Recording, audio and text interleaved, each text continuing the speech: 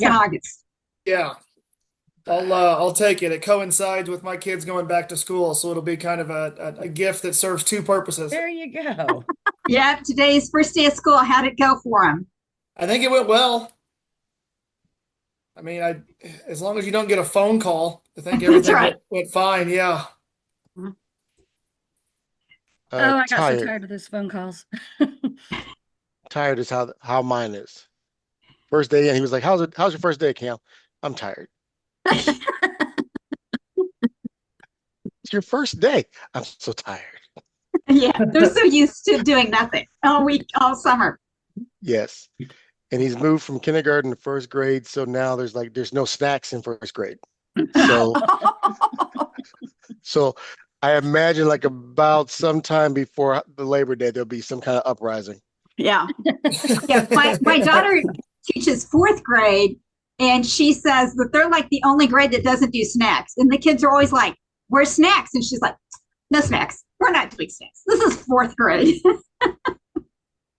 My granddaughters had snacks up to eighth grade. Oh wow. Snacks up to eighth grade.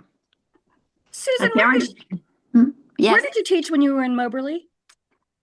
I taught at East Park and at the middle school. You would not have known. Okay. Yeah, and then at the other middle school, and some at the high school.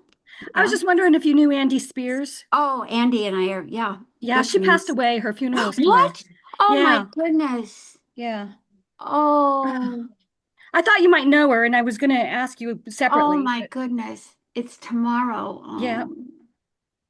Oh my gosh. I have to. Oh, that's a blow. Thank you. I Thanks had for letting me completely know. forgotten that you worked there until just earlier Yeah. today. And then my Andy and I quick were Susan. we were good friends. Yeah.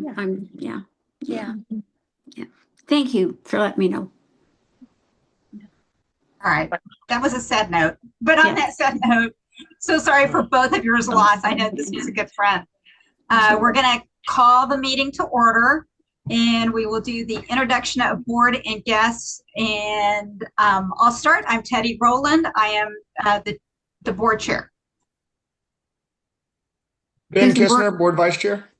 Susan Borgmeyer, board member.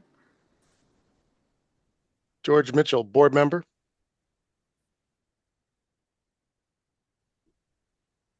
Robin Georgie Myers, staff. Georgie McNamara, staff. Shannon Maloney Navarro, staff. Brandon Smiley, staff. Tom Holcomb, staff. Tracy Mock, staff. Kristen Yates, staff. Jillian Braun, staff.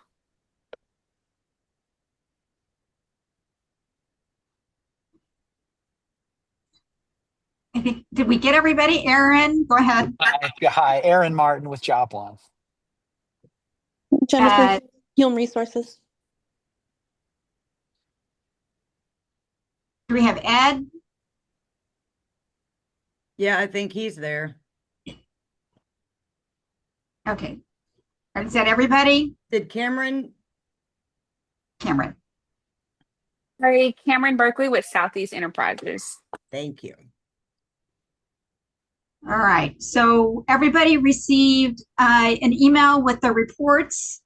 You got Robin's quarterly properties report. Does anybody have any questions or comments on that report? No questions. I don't see anything. Didn't see any hands. So I do have questions. Go ahead, Susan. You're talking about the facilities report? Is that Yes. the one you're talking about? Okay. I was confused. Is the asphalt finished in June of 25, or is it not going to be finished until June of 26? No, it's finished. It is finished. Okay, thanks. That's all I needed. Yeah, thank you. Okay. Anybody else? Hop in or raise your hand or yell out. Can't see everybody on my little screen. All right. With that, then we'll continue on with the program reports. And who's going to go first? Can you see the PowerPoint? Yes. Yes. Okay. Yes. Somehow I always end up having to go first. I'm going to change this next time. So I guess it's good I get it over with, right? Agency relations. We've got both provider training and then the agency relations report. So if you want to go to the next slide, although they look lovely. So we had 31 trainings that were held so far this year. We've got 183 people that's been trained. So we've actually increased, I think 57 additional people got trained this quarter than the first quarter. So we're trying to grow our training. And so we did end up adding a little bit of extra classes, and that's been good. We decreased our no-show rate to, I think, 9%, which is really great. Yeah. We've been working on that for a couple of years now, so we're hoping to get a handle on it. CHS held a financial planning class for families that was really good in April. So that was nice, by Scott Adams. And then we have one of our trainers that has decided to leave after several years, but we've been very lucky to have a couple of nurses reach out that will be able to teach our classes for med administration. And then we just got another email today about a couple of other nurses that might be interested in being backups for us, which is fantastic. We'll get to the next slide.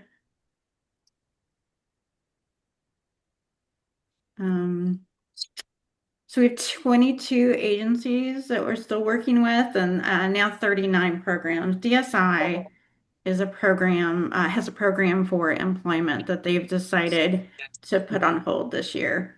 They were going to hire a staff person to start working on a contract with DMH, and they have a new director, so they're making some changes there. We did go and have a meeting with them, and it looks like they might be interested in doing that next year. They just needed to put it off a little bit.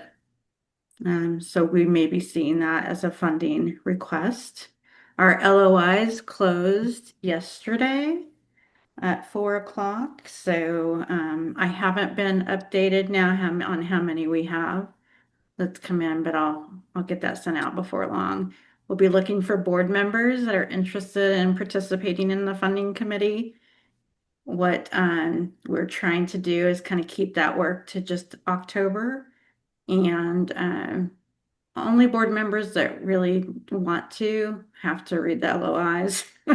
We thought that maybe we would just have paid staff do that part, and then just leave the applications for the committee members to read. It's just a lot.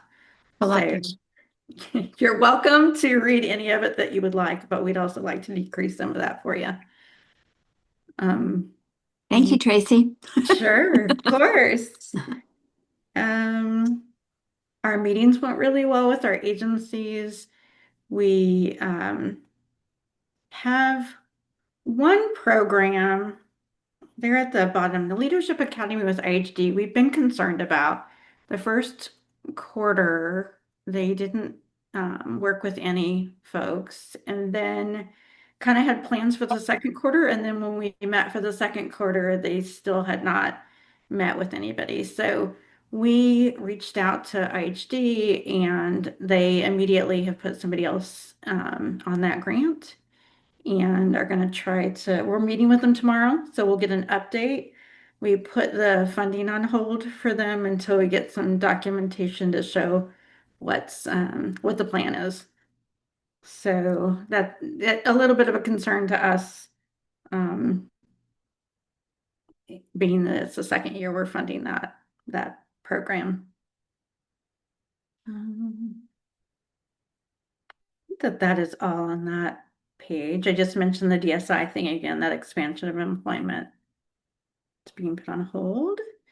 And then I've just got a few stories to tell, and I think we could send this out to you because there's a little bit of information you probably will have a hard time reading, but Exceptional Humans has 4 micro enterprises that they have helped people get started, and that's pretty exciting. If you've heard of the Painted Tree, it's a boutique where people can put their little micro enterprises or artwork. They can rent out little spots. And so Exceptional Humans has done that. And then you can see in the picture on the right, they've kind of put their wares out. So they have a couple of photographers, they have a craft person, they have a gentleman that's making piñatas. So if you need a piñata for something, the location is actually up, it's on close to Berry Road and 29. If you kind of know where that is, Roan Ridge Road is the road that it's on. The next story is Hume Resources. So Lauren's just been doing a fabulous job meeting with families and helping advocates speak up at their IEPs and kind of learn to advocate for themselves. It starts now and through adulthood that they're going to need to speak up for themselves. So she's been doing a really good job teaching people how to do that. But she's also created this newsletter, which we'll send this out so you can have the link. It's a Substack that she is writing I believe it's each month, and she'll just have little resources and articles. She's a mom who had to advocate for her son through school. And then also Hume and our very own Amy Newport are going to work together to do another presentation at CCVI. They have a parent group meeting that they do once a quarter. And last year, Amy and then someone from Hume also did a presentation for that family group. So they're going to do that again. That's in September. And then DPI was really excited to talk about Michael. He's someone who's getting his bachelor's degree. In December of this year, he should graduate with a cybersecurity degree. And he's back.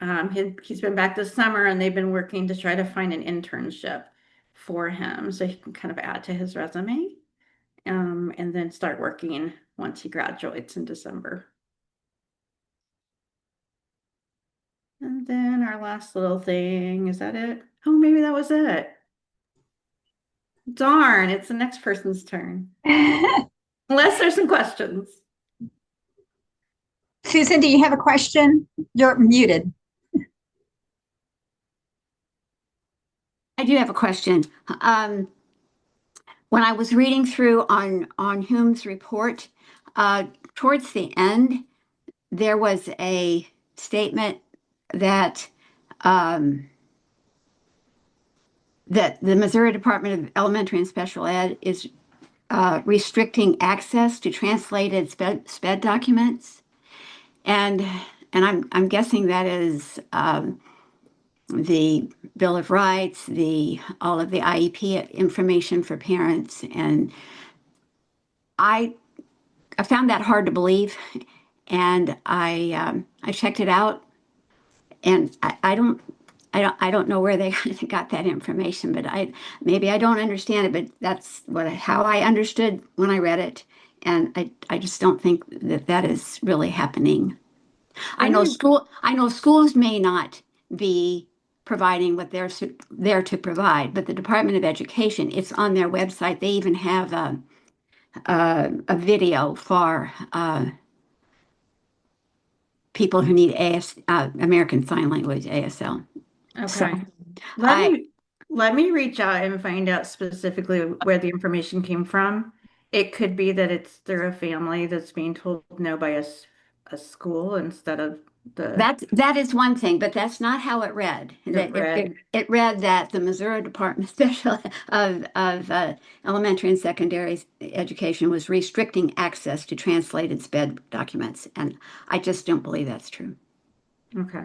Yeah, let me find out and send you information. Okay, I would appreciate that. Absolutely. All right, George, you have your hand up. Yeah, just a quick question. Those dates in October, do we have an idea about when those are for the funding dates? We do, and I sent out a timeline.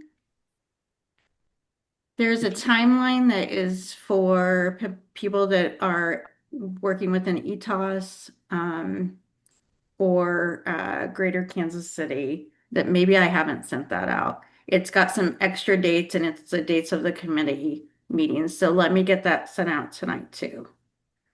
No worries. I mean, if you had it tonight, that'd be great. If not, you can just give it to me on Tuesday. Okay. I'll definitely have it by then, but I'll try to round it up tonight. Yeah. Okay. Appreciate it. Sure. Thank you, Tracy. Of course. Any other questions? Holler out. If not, we'll move on to the COD second quarter report. It's community outreach. Yes. Good evening, everyone. Tracy, I can pause for another 10 minutes if you had that tidbit of information you wanted to share. Now listen. So Erin, our new COD manager, and I say new, it's been several months. Anyways, she is out of the office today, so I was going to go ahead and share the information that she wanted to highlight for her department. So enrolled as of recent, we have 704 individuals going through and enrolled through community outreach department. As of the second quarter, 32 are new individuals. But yet she's noting here that that's May and June. It wasn't the full entire quarter just yet.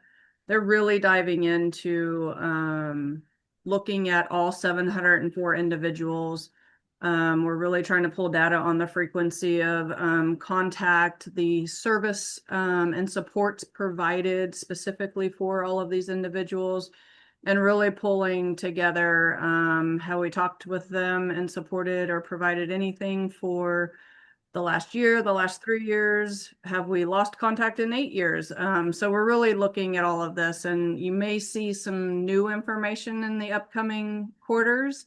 And just to point out that there might be some new language, such as enrolled instead of the support aspect and things. So Erin's really working closely with all of her staff, but amazing things that are going on. But 704 individuals we are supporting and making an impact thus far. So that's excellent.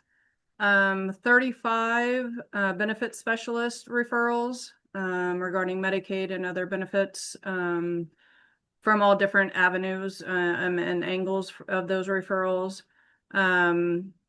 Request of resource information within ETOS. So that would be from any other department going to our community outreach department for resource type information or supports. We had 66 of those. So not only are they serving the 704 individuals, there's a lot of information that is being pulled from for other departments to be able to be shared as well. In external, we have 48 individuals reaching out for some sort of resource referral information that they're contacting and supporting as well. And then between the entire department, there were 11 events that they were representing ETOS and out in the community. I believe, next slide, Robin, the next slide is some pictures of those events. So we have 2 community presentations, 8 community events, 4 community committees. So those could be overlapping numbers. So that's not going to actually add up to your 11, but those are like a breakout of what they have been doing out in the community and representing not only ETOS, but some events and some presentations that they've been asked to go and do. And the next slide is a very eye with glasses. Thank you, Robin. I'm going to summarize this. I think as Tracy suggested, we can probably send out this slideshow if we haven't sent it out prior to this so that you can really get into the details. But in summary, this is a very heartfelt story of one of our community outreach department staff just providing such a huge support and advocacy for an individual. In summary, this individual had been challenged with some mental health considerations and partnering and communicating with some employees and support staff over at Southeast. Really started advocating for the individual of wants, desires, needs, a meaningful life. And a lot of it was reestablishing what this individual, what am I trying to say? Some just getting back into taking care of herself, getting back into a primary care doctor, getting back into some women health follow-up appointments, just reestablishing a self-care and supports in the healthcare field type of supports. But the individual also, if was any challenge of getting an appointment or anything, would just kind of avoid it. So long story short is our staff offered to go and just support to ensure that she felt confident in advocating for herself, felt comfortable, safe, reestablishing new doctors can be, I know I get a little shaken up by it.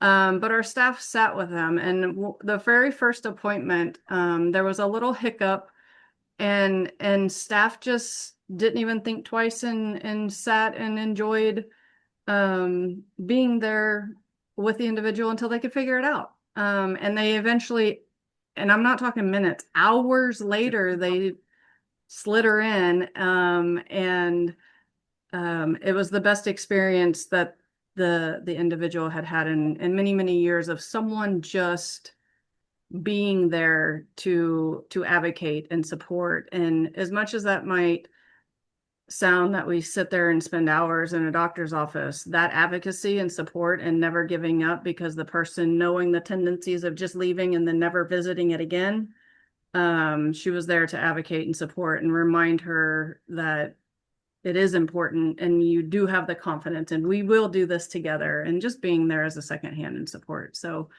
that first experience was unfortunately, each appointment that was set up, there was something similar to that, but the staff again was still present, advocating and supporting the individual. And essentially with all of the hours spent just being there for someone, the journey didn't stop, and the actual success of that support and reestablishing of things that are meaningful to this person. They then reestablished everything in order to continue a further journey, got transferred over to TCM so that they just continue to build off of what's needed and the goals and outcomes that this individual would sees herself getting to. So it seems like a very small thing, but sometimes just being there and being with a person and advocating is the best thing possible. So it was a pretty amazing thing. This was hours upon hours. Please feel free to read the details of it. But it's just, they do this day in and day out in COD. I know we do it in TCM. I know we do it at ETOS, period, every department. But yeah. Anyways, I'll stop. I'm rambling now. Any questions regarding community outreach department? Any questions? Shannon, I've got to say, that being with somebody in that situation and getting their SSI, I mean, all of that is overwhelming for all of us. So you just have to imagine what it's like with somebody with these challenges. So I think that's something everybody can identify with. Definitely. Just having that person that believes in you is the most impactful thing we can do. Agreed. Right. Yeah. You never know that small thing that makes a difference. Yep. So thank you, Shannon. Absolutely. And we will do ready for Dot, Brandon.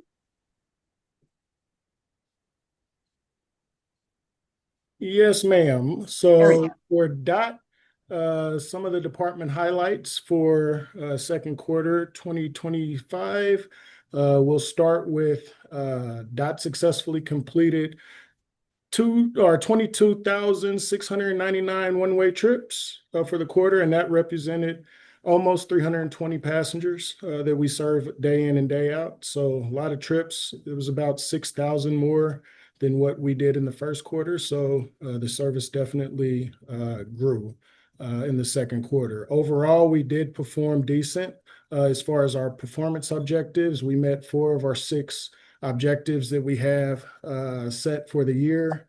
And then when looking at accidents, we did have 5 accidents reportable, all which were no major injuries or property loss.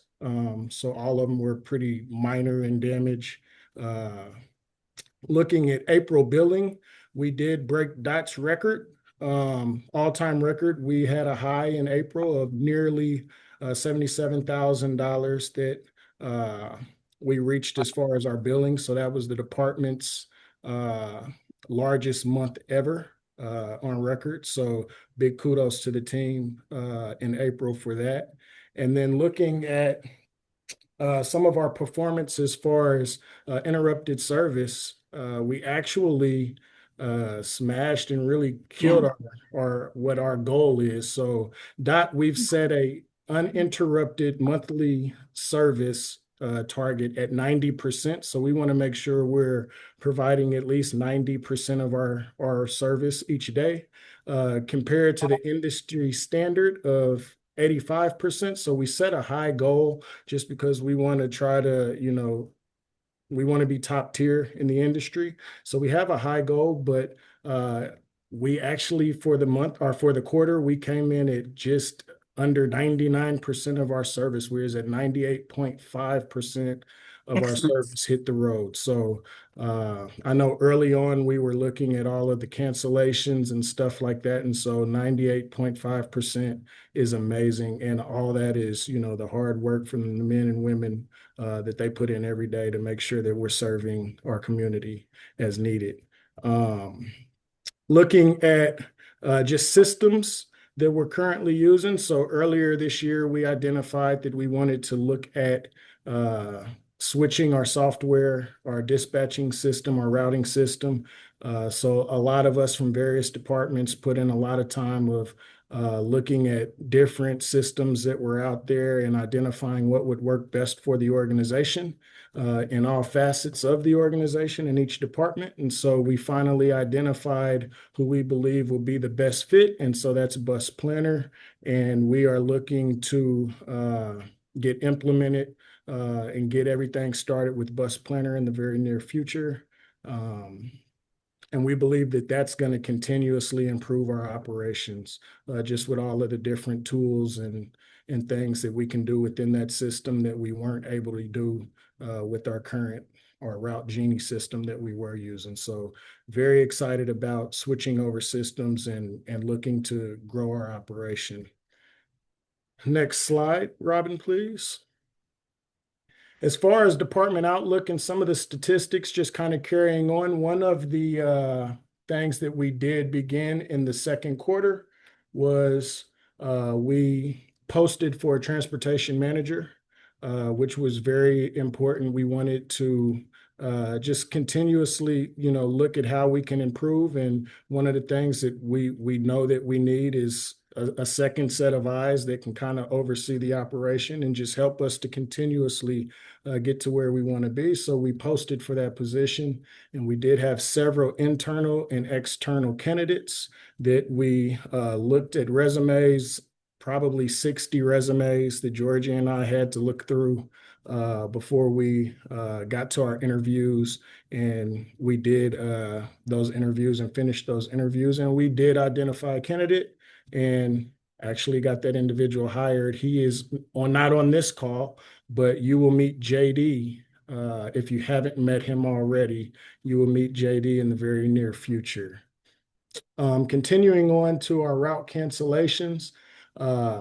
So for the month, for the quarter, our monthly average was 1.5% per month. So when we averaged out each month, it was an average of about 1.5% cancellation, which is amazing. Out of 1,800 and almost 1,900 routes that were planned for the second quarter, we only had 29 cancellations for the entire quarter. So it was just an amazing job. People are, they're showing up to work and they're taking it serious, and, super excited about that. Again, we did have 5 accidents that I discussed earlier. 2 of those were considered to be avoidable, but 3 of those we considered those to be unavoidable. We do hold our operators to the highest level of professionalism. So, when you tap something, if you should have seen something and we're able to avoid it, we're going to consider that unavoidable. Again, all very minor in damage. Then I wanted to also bring back the bus camera relocation. That was a project that we were working on in the first quarter with the maintenance team and or the shop team. And what brought that about was some of the cameras, there was a driver camera on each of our vehicles that was impeding drivers' views. And so it was a major safety concern. And so what we did, we surveyed all the drivers and we decided to relocate those cameras. So we ended up purchasing brackets and identifying a better location where we can still retrieve the information in the video that we need to successfully monitor service and do all of those types of things, but that'll also keep the camera out of the driver's direct line of sight. And so we identified the type of bracket that we needed to move those. And to date, we are just about done with all of that reinstall and relocation, I guess is a better way of saying it. We have about 85% of our fleet completed at this time. So we are near the finish line in that. And then looking at some of the additional service opportunities, in quarter 2, a small group of us started looking at how do we expand. One of the things that we've talked about for a while now, and this pre-exists me, but one of the things that has been talked about for a while is how do we expand into evenings and weekends possibly. And so a small group of us started working on how do we do that and what does that look like, and kind of working out a phased approach in that. And so we came up with a proposal we believed that would be feasible and presented it to the executive team. And we look to honestly start working towards that implementation now. We're working on that stuff now. Matter of fact, we met earlier today to talk about, needs as far as manpower, dispatch, staffing, maintenance staffing, all of those types of things that play into it. And we would like to have that up and running somewhere in the beginning portion of quarter 1 of next year. So we are looking to be running an evening service till about 8:30 in the evening. Weekdays is going to be our first phase 1. And then we'll look at phase 2 and 3 would be Saturdays and Sundays. So any questions relating to any of that?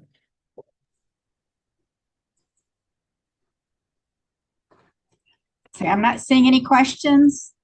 Brandon, lots of good information, lots of good things happening there at DOT.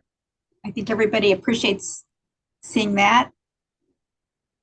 I don't see any questions, so thank you.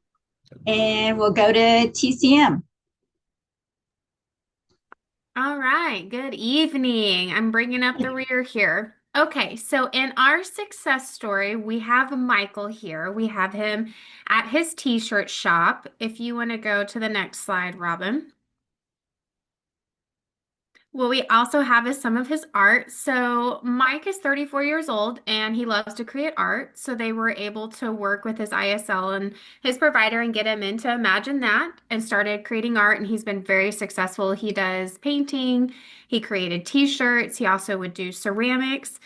And he's even had work commissioned because his aesthetic is so cool. Well, then he started to say he would like to have a job. He had gotten connected to VR and they had tried the janitorial, things like that. But then he finally got connected with Jody at Life Unlimited for employment services, and they really focused on what is something he would find passion in and how could they carve out a job and something that would be meaningful for him. So they approached a t-shirt shop, the first couple of slides there. And they found a job for him there, and he actually makes the t-shirts. And they tried a trial basis, and it only took one time for him to come in. Then they said he's got great work ethic. We love his style. And so now he works there 4 days a week part-time. And he still attends the day program 1 day a week. So it's been really successful, and he has a job that is meaningful for him, and he gets to create and be himself. And this is the first time he's ever had anything like this, and he's really proud of everything that he does. So just really cool story. Ruth supports him, and it's been kind of a long journey for him of him speaking up for himself. And this was just all a happy ending of finding the correct people and the supports for him. You can go to the next slide. All right, so some of our data. For this last quarter, our average number of folks supported was 1,679, which is about stable. Through intake transfers and our COD, accepting from COD, we took 45 new individuals were accepted. So that's pretty heavy in intake and accepting new individuals and getting them started from scratch services. We met 7 out of 10 of our performance objectives. We took on 6 new SCs and 1 new SC supervisor who was promoted internally. Technology updates through SetWorks. So we have been doing a lot of technology growth within TCM. And so some of that has gone around our AI agents and our signature capacity. Kind of a really cool success story is now we're slowly rolling out sending signature pages through SetWorks. And this has been really successful for some folks, and it's also given independence to our individuals. We have a lot of success of individuals saying they can now sign on their own and they don't need a provider or somebody to assist them. So that's been really cool. We're glad to see how this rolls out. It's been a soft rollout over the rest of the year. And then for our AI agents, SetWorks is our documentation tool, but it also does everything else. That's where we keep our files. So there's just a lot to it. And so with our AI agents, we can focus on building reports and building quality assurance within those. So just really cool things happening, different cross departments working together to build more quality assurance so we can be on top of those things as they come through without just reading and reading and reading, but actually having these tools to do it for us. The other one is that we had a significant increase in plans submitted by the 1st at 96% for the second quarter. So those are the plans that we send out by the 1st. We hit 96% for that. Next slide. For training for the second quarter, highlights. Orientations were completed at 100% within 30 days. All trainings for DMH, e-learning, classroom trainings were completed at 100% across the department. And then just a layout of how field trainers are spending their time. They're spending them with support coordinators, with individuals, training, and then time supporting SC teams as a whole. And then we had 24 due process referrals submitted to Columbus Group within the second quarter. That's still kind of messy for us. We're still figuring that out. We haven't been getting a lot back from Columbus and DMH, but we're still submitting as we're required to do. Any questions?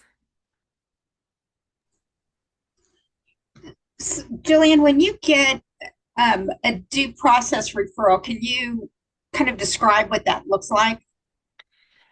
Well, so once we determine that somebody has restrictions, so it used to be we would submit it to a committee, and now we have to submit it online through like a portal system. And you have to answer all those questions, put that data in, and then it's just shipped off to Columbus Group for somebody there to receive that information, review it, determine if there are questions, and then that information is sent back to the SC, and it's either closed complete or closed incomplete. We are not getting many back at all.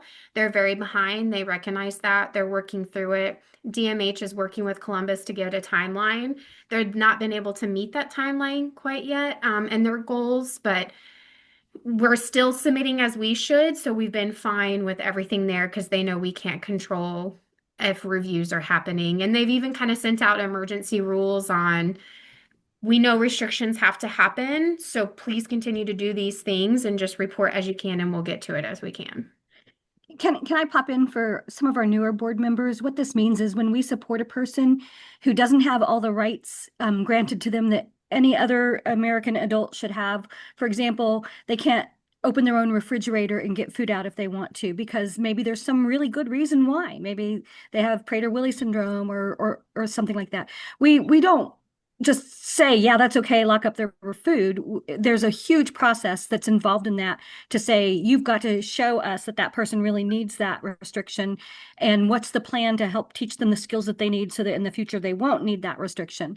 And that's carefully regulated. So that's in the old days, I think 6 years ago, ETOS was on a performance improvement plan with the Department of Mental Health because we were not, we had about a 30% success rate of having those people who had rights restrictions, having those follow the process like they should. And now I think we're at 90, really high. We do a good job of that now. And Georgie, if I'm not mistaken, the rights restriction, that should be reviewed every time we redo the individualized plan, correct? Yes. If not sooner? Yeah, Right. yes. Okay, thank you. Any other questions? And I remember in one of the reports that was emailed, and I don't have it in front of me, and it was on the surveys where, and I can't remember even how many people, there was like maybe 5 or so people that had complaints, and those were all resolved. And without getting into specifics, I realize some people are complainers and some people aren't, but what kinds of things would come back on those? Shannon or Georgie or Jillian? I was trying to find my unmute. So typically, each department, we're tracking any type of complaint, even if it's not, we're going to listen to whatever complaint comes. The majority of the complaints that come that we are reporting to the board, because it's either from a parent, guardian, person, those are the ones that you're going to be seeing. We also take all complaints if there's some from providers or other stakeholders and things like that. But the ones that we're really tracking and reporting to you are specific to the satisfaction of our customer. And so the majority that you're going to see, Jillian, you can correct me, but I'm pretty sure you and I just talked about it a couple weeks ago. Most are not satisfied with the pace at which they're going to be getting or receiving a service, or they're not satisfied with the service being received. So there are a few that are directly related to our staff, and the staff, our supervisors are handling those and making sure, is it a trend of one particular staff? Is it a trend on a particular thing that people aren't doing accurately? What is it? But the majority of them are things that are really more related to like DMH processes or that type of external stuff that we don't really have control over, but yet we're going to listen and try to help them through whatever the complaint is. Even if we can't do anything or correct it, we're going to hear them out and try to be understanding. Jill, did you have anything to add to that? No, it does fall into that most of the time of there's just trust lost, right? When something takes too long or there's one misstep. And so it's just us rebuilding what that is. And then we look for trends. If it's the same things, then that obviously means a retraining needs to happen for the department, or there's a trend with an SC. So. Thank you. Appreciate that. That's always a hard part of the job. All right. Anybody else have any questions? I don't see any hands. Do we have any new business? Anyone? All right. I'm not seeing anyone. And then there's any old business. So everybody remember there's a board meeting on Tuesday and Robin's lined up a photographer to retake pictures. So it's class picture day. So any other comments or questions? Just one thing. We typically move our November board meeting back, and you'll see that in my board report, and it'll be a voting item a week because so many people are gone the week of Thanksgiving. And if we do that again, like we did last year, that'll put this committee meeting and the board meeting 2 nights in a row. So I'll give you some options on what you might want to do about that. But just know that that's coming for the board meeting to discuss. Yeah. Which, I mean, we've been pretty tight, which has been nice on this meeting. So it's not drug on for 3 hours. And online helps everybody, but we may want to look at what we want to do. So, all right, guys. The only Go other ahead. thing I would think about with it is that when people are presenting and I just love tonight because there's so many cameras on, and I know that you can't always do that, especially when you're busy and you're at home and there's family members might be walking through the background or something.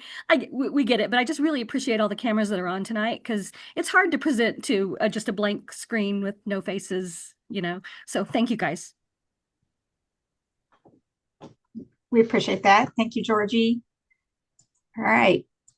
Anybody else? We do want to reiterate, we appreciate all of you, Brandon and Tracy and Shannon and Jillian and anybody I missed with your reports. We appreciate the stories and the connections and all the work that goes into putting data together to get it out to us ahead of time in our inboxes.